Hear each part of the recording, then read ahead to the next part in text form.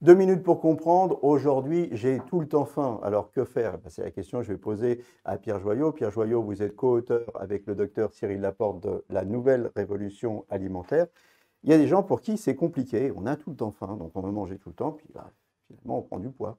Qu'est-ce qu'on fait? Oui. Alors on s'intéresse à ce qu'on mange.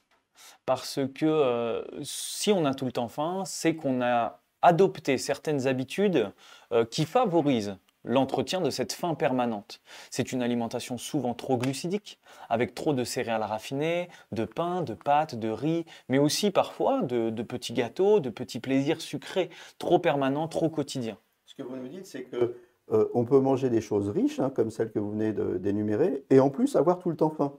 Comment Mais ça se fait ça? Alors ça, c'est lié à la variation et au pic de glycémie et donc d'insuline qui sont engendrés par la consommation de ces aliments trop raffinés, trop glucidiques et trop sucrés. Et lorsque l'insuline est au plafond sur de trop longues périodes, et notamment quotidiennement, cela entraîne ce qu'on appelle un hyperinsulinisme. Et cet hyperinsulinisme, l'insuline, hormone de la faim et du stockage, va engendrer une faim permanente. Et du coup, on ne peut pas enrayer la machine. Le seul moyen, c'est de modifier ses habitudes et de manger beaucoup, mais beaucoup moins glucidique.